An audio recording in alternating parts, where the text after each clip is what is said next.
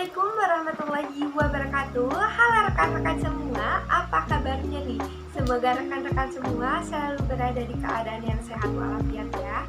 Buat teman-teman yang baru masuk ke dalam video ini, mungkin perkenalan terlebih dahulu ya. Jadi perkenalkan, nama saya Rizdian Nanda Amalia dengan NPM 202151118 dari KRSD dari jurusan Pendidikan Matematika Universitas Siliwangi. Nah, di video kali ini saya akan membahas nih mengenai sistem persamaan linear 3 variabel. Jadi buat teman-teman semua yang masih belum paham mengenai sistem persamaan linear 3 variabel, semoga video ini bisa membantu sedikitnya mengenai SPLTV itu tersendiri. Jadi kita langsung saja masuk ke dalam menu utamanya. Let's go! Nah, di menu utama ini ada kompetensi, materi, dan juga evaluasi. Kita masuk dulu yuk ke menu kompetensi. Apa sih kompetensi itu tersendiri? Jadi kompetensi dalam video pembelajaran kali ini ada 3 ya. Ada kompetensi inti, kompetensi dasar, dan juga tujuan dari pembelajaran. Namun yang akan saya concern dan akan saya lugaskan di menu kompetensi kali ini yaitu tujuan dari pembelajaran itu tersendiri.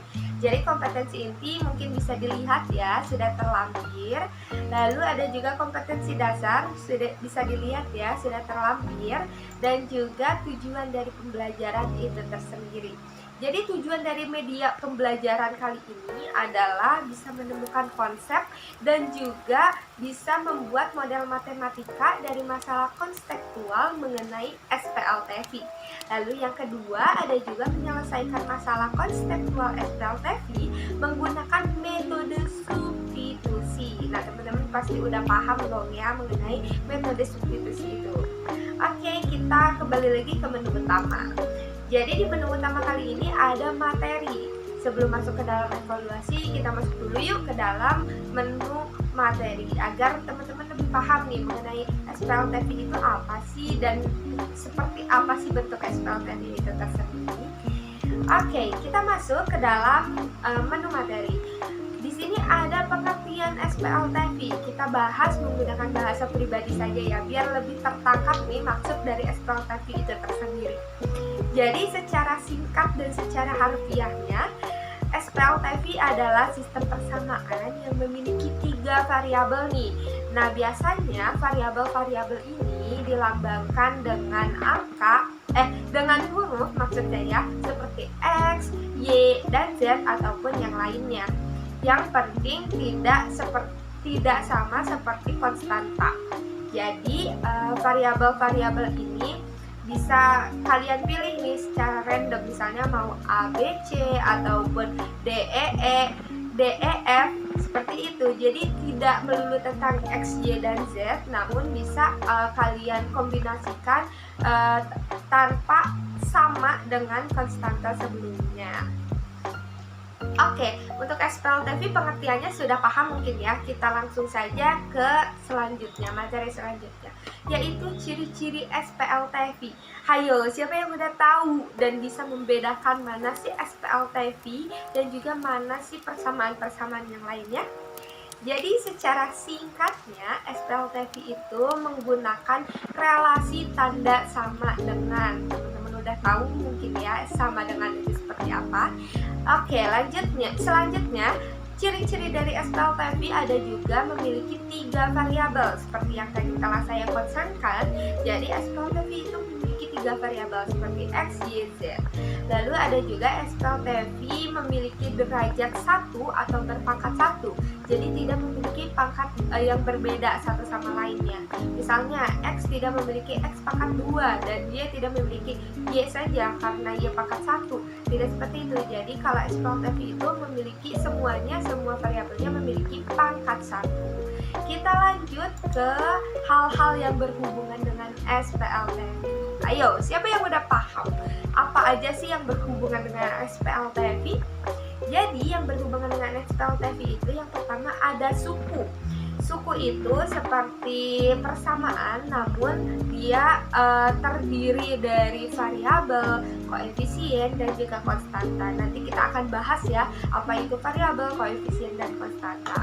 Jadi secara singkatnya, suku itu dapat dipisahkan dengan tanda baca, biasanya nih dalam bentuk perjumlahan ataupun pengurangan. Seperti contohnya nih, ada 6x min y plus 4z plus 7 sama dengan 0. Nah, maka suku-suku dari persamaan tersebut kita harus lihat dulu nih dari bentuk pengoperasian dari konstanta sebelumnya. Seperti 6x itu kan operasi sebelumnya adalah positif, jadi sukunya 6x tanpa ada positif di depannya, karena positif itu kan plus, jadi tidak perlu ditulis ya plusnya, yang penting dia nggak ada negatif di depan 6-nya. Jadi 6x, lalu di sini kan negatif y itu berarti min y ya, jadi sukunya yaitu min y, 4z, dan 7. Oke, kita lanjut ke variabel. Jadi setelah saya katakan berulang kali, variabel itu bisa dilambangkan dengan huruf ataupun yang lainnya. Yang penting tidak sama dengan konstanta sebelumnya. Jadi variabel itu seperti kayak nilai ubah gitu, kayak dimisalkan ataupun dirangkai menggunakan bahasa sendiri. Jadi misalnya saya memiliki 4 buah nangka, berarti 4 itu sebagai konstanta dan nangkanya itu kita ubah menjadi variabel. Misalnya nangkanya kita ubah jadi x.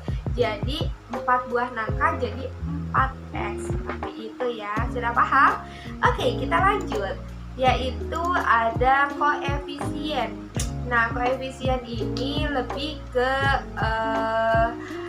nilai yang ada di depan sebelum variabel. Tadi kan 4 buah nangka, berarti buah nangkanya itu kan udah diubah jadi x.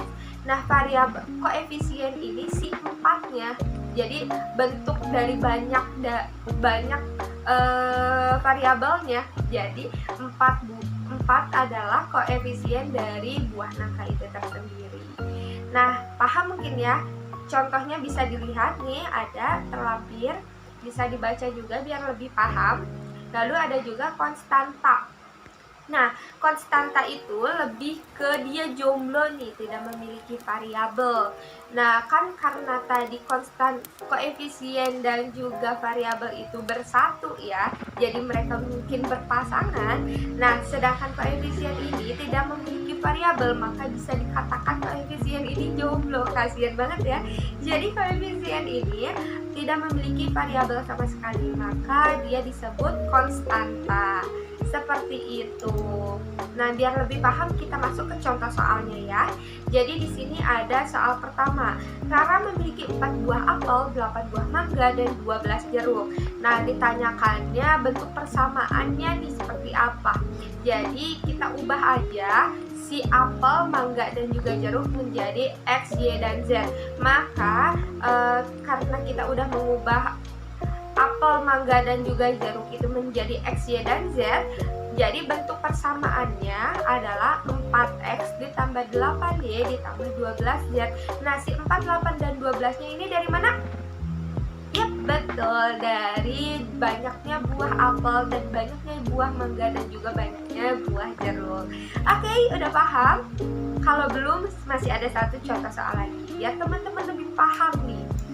Oke, di sini ada Pandu memiliki 5 buah mangga, 16 buah salak, dan juga 20 buah lemon. Dan ditanyakannya bentuk persamaan. Ayo, udah pada paham? Udah pada mengetahui nih gimana cara menyelesaikannya? Jadi, tinggal diubah aja si bentuk buah mangga dan juga buah salak dan juga buah lemon menjadi variabel-variabel yang teman-teman inginkan nih. Di sini saya mengubah lagi menjadi X, Y, dan Z. Jadi karena ini bentuk operasinya positif ya, karena tidak ada pengambilan ataupun pengurangan, jadi bentuknya 5X ditambah 16Y ditambah 20Z. Nah, mungkin itu ya materi yang bisa saya sampaikan. Kita masuk ke menu utama lagi karena masih ada menu evaluasi. Nah, di sini di evaluasi teman-teman bisa menuliskan nama. Misalnya di sini saya menuliskan nama saya ya, Rizni. Lalu kelasnya kelas 2020D. Lalu kita tekan tombol warna hijau. Nah, di sini muncul beberapa pertanyaan-pertanyaan yang bisa teman-teman jawab dan bisa teman-teman kerjakan biar mengetahui nih sampai mana sih teman-teman sudah paham mengenai materi SPL tadi. Jadi kalau teman-teman tertarik untuk mengerjakan bisa lihat di link deskripsi, di sana saya cantumkan PowerPoint ini, bukan PowerPoint sih, Makromedia ini, biar teman-teman semua bisa mencoba dan mengetahui nih kompetensi dari diri teman-teman sekalian mengenai materi SPL tadi. Oke, karena saya sudah memiliki tugas pembelajaran sudah menyampaikan pembelajaran SPL TV, saya klik keluar saja dari soal evaluasi biar teman-teman kerjakan sendiri soal evaluasinya, dan nanti sudah tercantum kok skornya berapa benarnya dan berapa salahnya, seperti itu. Jadi saya klik exit. Lalu apakah saudara yakin ingin keluar? Saya klik iya. Lalu di sini kita sudah mencapai penghujung acara. Jadi terima kasih teman-teman semua yang sudah menonton video kali ini. Semoga video kali ini bermanfaat. Wabillahi taufiq wal hidayah. Wassalamualaikum warahmatullahi wabarakatuh. Dadah teman-teman semua, sampai bertemu di video-video selanjutnya.